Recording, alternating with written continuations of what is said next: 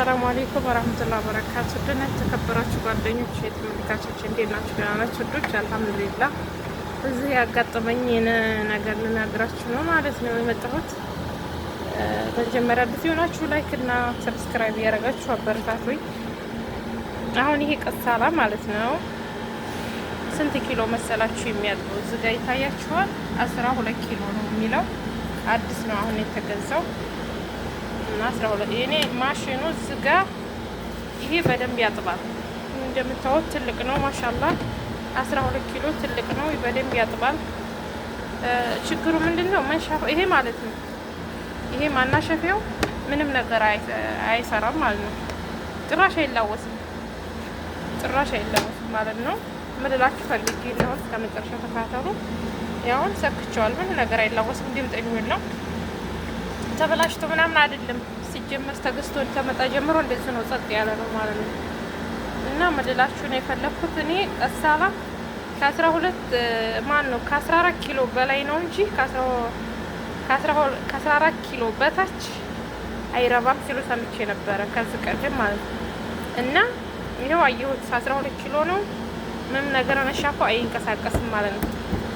እና ምልላችሁ ፈልጌ ነው ዶቼ ቀሳላ ተገዙ። አገር ቤትም አሁን በጠለብያ ምናምን ሰው እያዘዛችሁ ቀሳላ የምታስገዙ ልጆች ከ14 ኪሎ በላይ አስገዙ። 16 ኪሎ፣ 14 ኪሎ፣ 18 ኪሎ ከዛ በላይ ከ14 ኪሎ በላይ አስገዙ ማለት ነው። እና እኔ በዚህ ስላየሁት ምንም ነገር አይንቀሳቀስም ማለት ነው። ይሄ ግን ስጋ ግን ትልቅነቱ አሪፍ ነው። በቂ ነበር ለኛ በተለይ ለኢትዮጵያኖች በቂ ነበረ። ግን ምንም ነገር አይንቀሳቀስም እንሻፈው ማለት ነው። እኔም ተቀደም ሰምቼ ነበረ ከ14 ኪሎ በላይ ነው እንጂ ከ14 ኪሎ በታች ጥሩ አይደለም ሲሉ ሰምቼ ነበር። እና እንዳሉትም ይሄው አጋጥሞኛል። አሁን እቺ ትንሽ ቀሳላ ናት፣ የዶሮ ናት። ግን እቺ በደንብ ነው የምትሰራው። እቺ በጣም አሪፍ ናት። ትንሽ ሆነ ግን አሪፍ ናት። ኪሎ እዚህ ጋር በስንት እንደሆነ አያስታውቅም።